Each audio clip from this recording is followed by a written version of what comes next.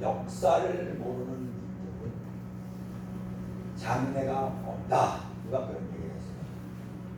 그래서 우리는 역사를 알아야 됩니다. 그런데 이 나라가 좌우로 갈려가지고 우리나라 역사가 지지된 역사가 자꾸만 사라져가는데 너무나 가슴 아픈 것을 볼 수가 있습니다. 우리가 6.25를 생각하면서 우리가 용서는 하되 기억을 해야 됩니다. 그 역사는 기억을 해야 됩니다. 그리하여서 다시는 민족의 아픔이 계속돼서는 안 될 줄로 압니다. 참으로 지금도 불쌍한 사람들이 너무나 많습니다. 이산 가족들, 우리 보아교회들은 잘 모릅니다. 이산 가족의 아픔을 어찌 알겠습니까? 갑자기 아내와 남편이 헤어지고, 갑자기 그 부모 간에, 부자 간에, 부녀 간에 헤어지고, 갑자기 친척 간에 헤어지고, 아니 사랑하는 사람과 헤어지고, 서로가 서로를 그리워하면서 다시는 보지 못한 그 얼굴 속에 안타까운 눈물을 흘리는 사람들이 얼마나 많은지 모릅니다.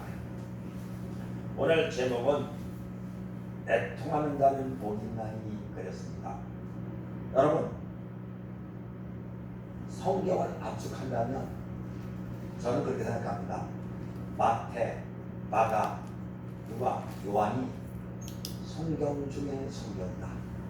그러면 마태, 마가, 누가, 요한을 그 중에서 또 압축한다면 다 똑같은 성경이지만 마태복음 5장, 6장, 7장 산상보훈이라고 생각합니다. 그래서 옛날에 성경을 외우는 사람들은 반드시 산상보훈은 다 암송을 하였던 것을 볼 수가 있습니다. 오늘 5장 4절에는 애통하는 자가 복이다. 애통하는 것은 뭡니까? 슬퍼하며 통곡한 자가 복이다는 거예요. 여러분, 성경은 항상 기뻐하라 그랬는데 왜 또 우는 자가 이게 복이 있다고 했나? 아니, 예수 믿는 사람이 기쁨과 감사로 웃어야지 왜 우느냐? 아마 이런 얘기를 할 것입니다. 근데 여러분, 우리가 신앙생활은 감사함과 기쁨으로 하는 게 맞습니다. 교회에도 하나님을 생각하면서 예배 드릴 때 축제가 되어야 되는 게 맞습니다. 예배 분위기도 축제가 되고 또 여러분의 가정에서도. 그런데 우리가 기도할 때마다 애통하는 마음이 없으면 대단히 곤란합니다. 사랑하는 여러분, 애통이라는 얘기는 헬라말로 펜테오라고 합니다. 펜테오. 이건 뭐냐면 눈물을 조금 흘리는 그런 것이 아닙니다. 사랑하는 사람을 잃어버린 듯한 엄청난 슬픔으로 통곡하는 것. 바로 그 사람 마음에서, 그 사람 중심에서 나오는 것을 이야기합니다.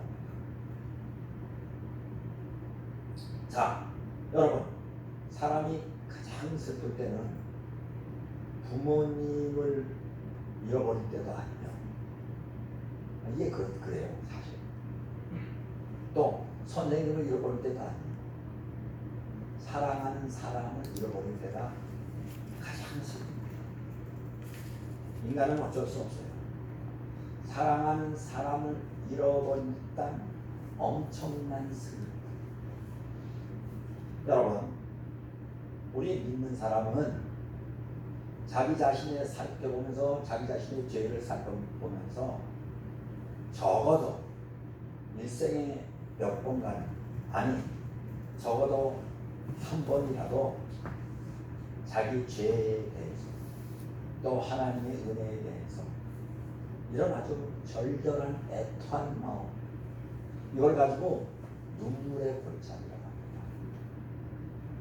반드시 여러분, 희망은, 기쁨은 눈물의 골짜기를 통과한 사람에게 있어요. 저도 처음에는 이걸 이해하지 못했어요. 왜 기독교인들은 그렇게 우나? 항상 기뻐하라 했는데 저들은 좀 잘못 믿는가 보다 이렇게 생각하는 걸 볼 수가 있습니다.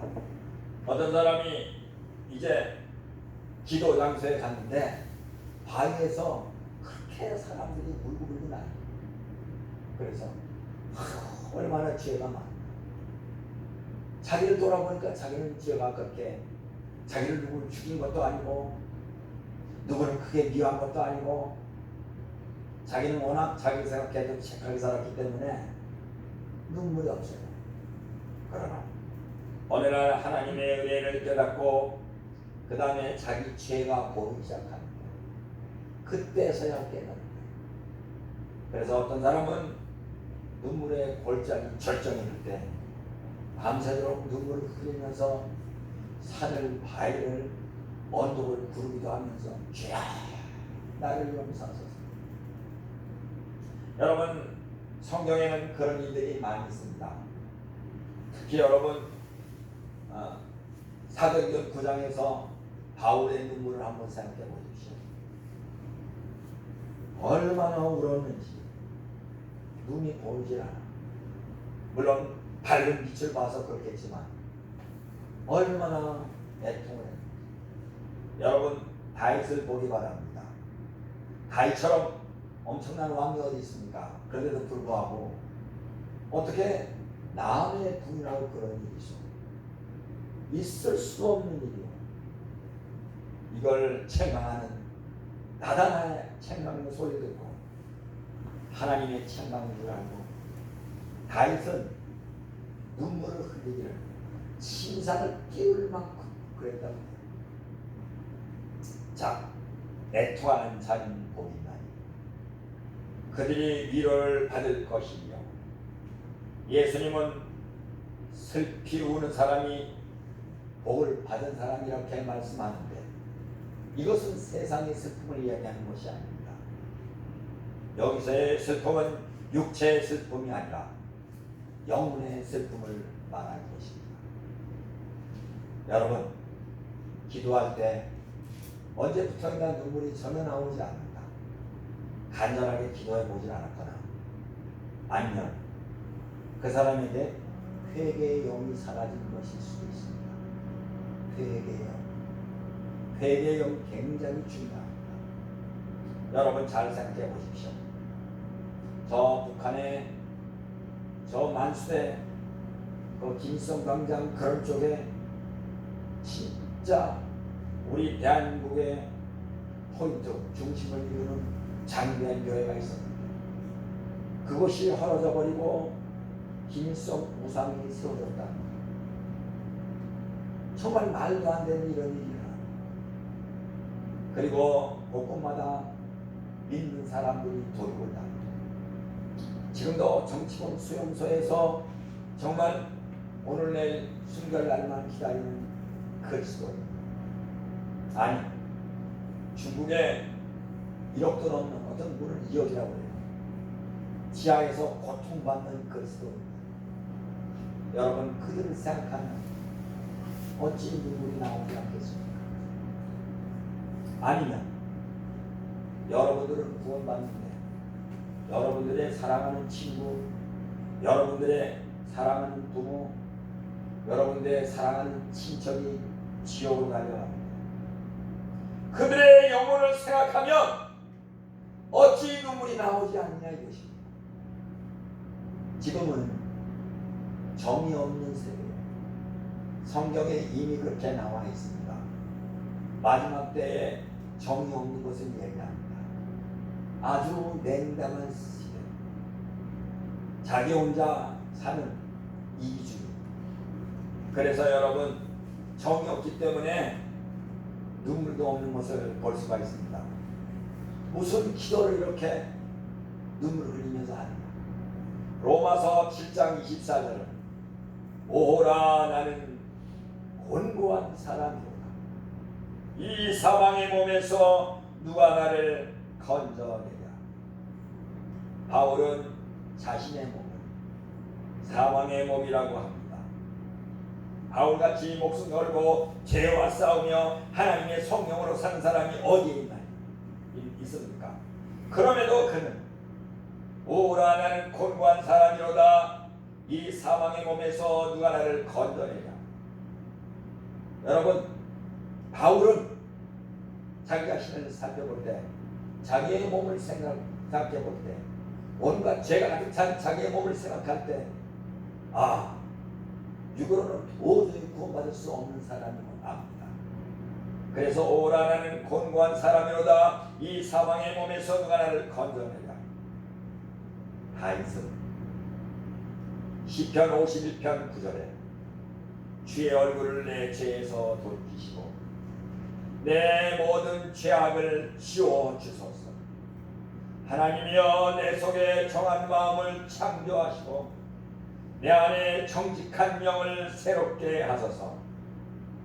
사랑하는 여러분, 다윗은 영적인 분입니다. 그렇기 때문에 자기의 마음을 들여다볼 수 있습니다. 자기의 마음을 들여다보니까 이 마음 가지고는 안 된다. 하나님은 깨끗한 심령에게 함께 하시는데, 그래서 하나님이여 내 속에 정한 마음을 창조하시고 깨끗한 마음을 창조하시고 내 안에 정직한 영을 새롭게 하소서. 입만 열면은 자기도 모르게 거짓말을 하기도 하고, 입만 열면은 자기도 모르게 이웃을 모해하는, 여러분, 다윗은 그런 사람은 아니었습니다.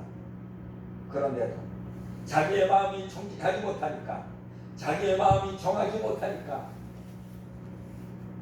옛날에 그렇게 엄청난 죄를 졌던 것을 볼 수가 있습니다. 바로 시편 51편 11절에는 나를 주 앞에서 쫓아내지 마시고 주의 성령을 내게서 거두지 마소서. 여러분, 애통하는 마음 없이 이런 기도가 나오지 않습니다. 아니 목사님, 우리는 예수 믿습니다. 구원받았는데 어떻게 쫓아내겠습니까? 주의 성령을 내게서 어떻게 주님이 거두시겠습니까? 여러분, 그렇게 믿는 사람도 있습니다. 물론 그것도 이해가 갑니다. 그런데 사랑하는 여러분, 다윗같이 훌륭한 사람도 나를 주 앞에서 쫓아내지 마시고 주의 성령을 내게서 거두지 마소서.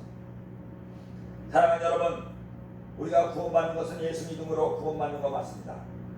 그런데 더 중요한 것은 예수님을 내 마음에 영접하며 사는 것입니다. 저와 여러분들은 예수님을 내 마음에 항상 영접하며 삽니까? 내 마음에 정말로 예수님이 계셔서 나의 생활과 나의 모든 것이 예수님으로 살고 있습니까? 우리는 그렇게 못 살잖아요, 솔직히. 그래서 우리가 회개하게 되고, 그래서 우리가 기도하게 되는 거예요. 12절에 보면 주의 구원의 즐거움을 내게 회복시켜 주시고 자원하는 심령을 주사 나를 붙드소서.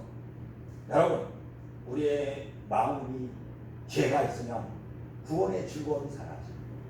답답하고 우울함도 이런 저런 가지.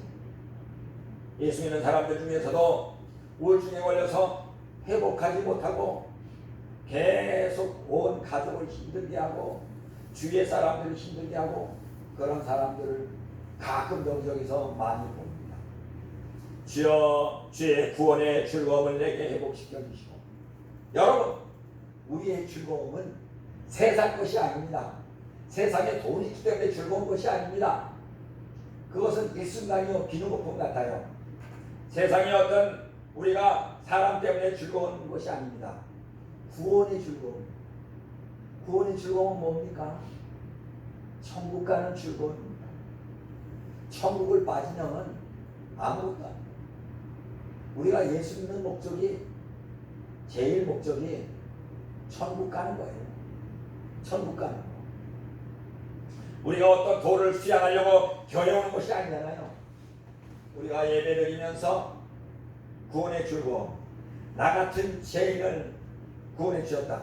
그래서 여러분, 찬송가 하나하나에는 깊은 의미가 있는 것입니다. 나 같은 죄인 살리신 그분의 놀라움. 그게 그냥 나온 겁니까? 그게 그냥 가볍게 부를 수 있는 것입니까? 아닙니다. 그러면서 주의 구원의 즐거움을 내게 회복시켜 주시고 자원하는 심령을 주사 나를 붙드소서. 여러분, 구원의 즐거움이 내게 회복되니까 자원에서 예배하고 자원에서 기도하고 자원에서 전도하고 자원하는 심령, 자원에서 봉사하고 자원에서 성가대하고 자원에서 반주도 하고 자원에서 컴퓨터도 하고 자원에서 설교도 하고 자원에서 전도도 하고 자원에서 봉사도 하고 자원에서 선교도 하고. 왜냐하면 내 마음속에서 주의 일을 하고 싶어서 견딜 수 없는 거예요. 그러니까 여러분, 내 마음에서 이 구원의 즐거움이 회복되면 주여 내가 어떻게 하리까. 제가 청년 때 기도하면서 너무나 주의 일을 하고 싶어요. 그냥 교회에서 하는 것도 주의 일 맞습니다. 그래서 어느 날 뭐 물어볼 사람 있으면 말하라고 해서 제가 손 들고 부흥회 때 일어나가지고 제 사명이 무엇인지 깨닫고 싶습니다 하니까 이 부흥 강사가 먼저 겸손하라. 지금 청년은 교만하다. 아이고 제가 그때 얼마나 혼났는지. 많은 대중 앞에다 놓고서는 그냥 그래가지고 제가 주여 알겠습니다. 그러면서 그래요. 지금 당신은 사명을 논할 때가 아니다. 먼저 겸손하라. 그분이 영적으로 보니까 제가 그냥 막 뜨거워서 뭔가 하려고 하고 위험했던 것 같아요. 여자 전도사님입니다. 자, 디모데전서 1장 15절에 믿보다 모든 사람이 받을 만한 이 말이요 그리스도 예수께서 죄인을 구원하시려고 세상에 임하셨다 하였도다. 죄인 중에 내가 예수니라. 여러분, 아니 옛날 얘기 아닙니까? 죄인 중에 예수. 지금은 바울이 아니잖아요. 근데 바울은 죄인 중에 내가 예수니라. 항상 바울은 하나님 앞에 이렇게 겸손한 마음을 가지고 있어요. 그래서 바울은 그렇게 말씀하기도 합니다. 그런즉 선질로 하는 자는 넘어지니까 조심하라. 그러니까 여러분, 애통하는 마음은 자기 자신을 돌아보는 마음. 늘 자기 자신을 돌아보면서 하나님 앞에 주여 주여 저를 불쌍히 여기소서. 다시 그랬습니다. 바울에게는 애통의 영이 강합니다. 그가 거듭난 뒤로 오직 예수님만 전했는데 그는 순간순간 자기를 돌아보는 일에 게을리하지 않았습니다. 늘 회개하는 사람이었습니다. 빌립보서 3장 5절 보면 나는 8일 만에 할례를 받고 이스라엘 족속이요 베냐민 지파요 히브리인 중에 히브리인이요 율법으로는 바리새인이요 열심으로는 교회를 박해하고 율법의 의로는 흠이 없는 자라.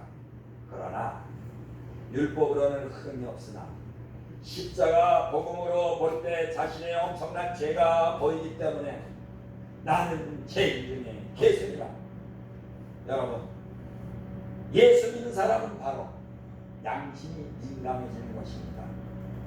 양심이 민감해져서 회개에 민감한 사람, 다시 말해서 기도 안 하고는 살 수 없는 사람, 죄를 짓고는 살 수 없는 사람, 예배 드리지 않고는 살 수 없는 사람, 양심이 바로 되어 있는 사람. 여러분, 세상에는 양심이 화인 맞은 사람들이 있어요. 양심이 화인 맞은. 그래서 사람을 죽이는 것에 재미를 이게요 영적인 싸움입니다. 북한의 감옥 같은 데 가서 이제 서로가 서로를 고발하고 그러는데 사람 때리는 게 그렇게 재미입니다. 그 재미를 느낍니다. 영이요. 다른 영이 뒤집어 씌운 거예요. 그러니까 그저 모든 사람은 다 죽어도 일부 사람만 살아나면 돼.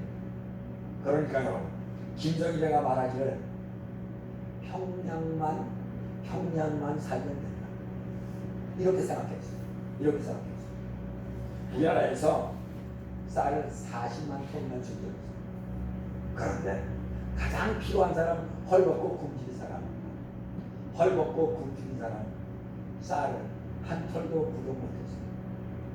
제가 40만 톤만 해도 한 사람 앞에 진짜 10kg 이상 들어가겠다고 계산해보면, 그런데 한 털도 구경도 못했어요.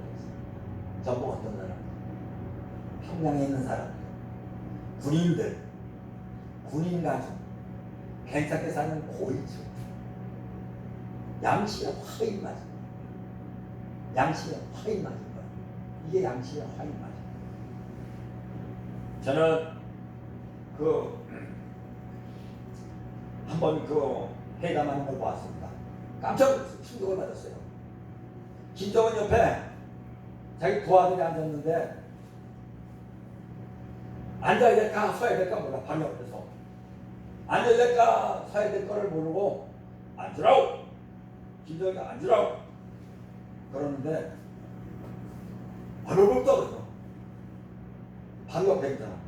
왜냐하면 조금 잘못되면 죽는 거예요. 여러분, 6월달은 고운의 날, 우리는 애국의 달이라고 얘기합니다. 그걸 보면서 이야, 이게 양심이 마비된 사람이다. 근데 여러분 얼마나 감사합니까? 여러분들은 양심이 마비된 사람이야. 여러분들은 예수 안 믿고는 살 수가 없어.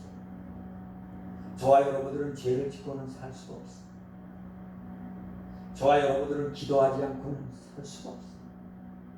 기도해야만 살아요. 저와 여러분 예배 안 드리면 죽어. 그 마음이 죽은 상태가 된다 이것입니다. 마치 목이 마른 사슴과 같아요. 여러분, 이게 바로 양심이 회복된 사람입니다. 디모데전서 1장 15절에는 믿보다 모든 사람이 받을 만한 이 말이요, 그리스도 예수께서 죄인을 구원하시려고 세상에 임하셨다 하였도다. 죄인 중에 내가 괴수니라. 사랑하는 여러분, 사도 바울이 자기 자신을 가리켜 괴수, 악당의 두목이라고 표현하는 것은 자신의 육체의 관점만을 말하는 것이 아니라 자신의 영혼의 관점도 고백하고 있는 것입니다. 영혼은 살인을 저지를 수도 없고 도둑질을 할 수도 없습니다. 남을 때리거나 괴롭힐 수도 없습니다.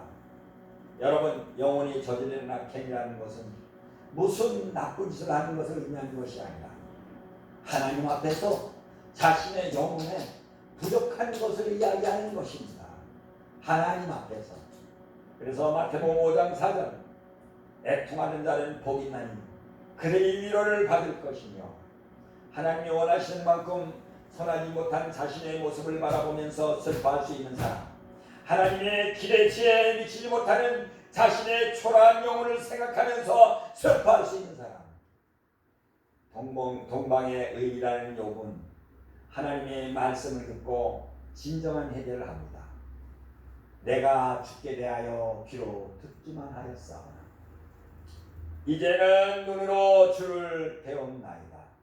그러므로 내가 스스로 거두어 드리고 티끌어가 제 가운데에서 회개하나이다. 얼마나 욥의 진심이 느낍니까? 내가 죽게 대하여 귀로 듣기만 하였사오나 이제는 눈으로 주를 배웠나이다. 그래서 바로 마태복음 5장 4절, 애통하는 자는 복이 있나니 그들이 위로를 받을 것이다. 본인에 대한 부끄러움을 느끼지 못하고 고향을 자랑하고 학벌을 자랑하고 자신의 건강을 자랑하고 자신의 부를 자랑하고 자신의 넉넉한 세상적인 재능으로 자랑하는 사람은 애통함이 없습니다. 그런 사람은 여전히 어둠에 있는 사람입니다. 누구보다도 하나님 앞에서 부끄러움을 느끼며 예물을 드린 사람, 그야말로 애통하는 심령으로 나가는 사람입니다. 사람이 보기에는 바리새인이 멋있습니다. 바리새인이 손을 들어줄 것입니다. 세상에는. 그러나 예수님은 세리의 손을 들어 주었습니다. 누가복음 18장 3절에 또 자기를 의롭다고 믿고 다른 사람을 멸시하는 자들에게 이 비유로 말씀하시되 두 사람이 기도하러 성전에 올라가니 하나는 바리새인이요 하나는 세리라. 바리새인은 서서 따로 기도하여 이르되 하나님이여 나는 다른 사람들 곧 토색 불이 간음하는 자들과 같지 아니하고 이 세리와도 같지 아니함을 감사하나이다. 나는 일에 2번씩 금식하고 또 소득의 11조를 드리나이다 하고 세리는 멀리 서서 감히 눈을 들어 하늘을 쳐다보지도 못하고 다만 가슴을 치며 이르되 하나님이여 하나님이여 불쌍히 여기소서 나는 죄인으로소이다 하였느니라. 내가 너희에게 이르노니 이에 저 바리새인이 아니고 이 사람이 의롭다 하심을 받고 그의 집으로 내려갔느니라. 무릇 자기를 높이는 자는 낮아지고 자기를 낮추는 자는 높아지리라 하시니라. 여러분, 누구든지 스스로 경건하다 생각하며 누구든지 스스로 자신이 부족함이 없다 생각하면 애통의 영이 임하지 않습니다. 회개의 영이 임하지 않습니다. 야고보서 1장 26절에는 누구든지 스스로 경건하다 생각하며 자기 혀를 재갈물리지 아니하고 자기 마음을 속이면 이 사람의 경건은 것이라. 하나님 아버지 앞에서 정결하고 더러움이 없는 경건은 곧 고아와 가부를 그 환난 중에 돌아보고 또 자기를 지켜 쇠 손에 물들지 아니하는 그것입니다. 그렇기 때문에 바울은 로마서 7장 24절에 오라 나는 곤고한 사람이다. 이 사망의 몸에서 누가 나를 건져내라. 자신에게 절망하는 사람. 이런 사람은 주님 한 분만을 바라보며 애통하는 사람입니다. 믿보다 모든 사람이 받을 만한 이 말이요 그리스도 예수께서 죄인을 구원하시려고 세상에 임하셨다 하였도다. 죄인 중에 내가 계획습니다. 애통하는 자는 복이 있나니 그들이 위로를 받을 것이며 기도하겠습니다.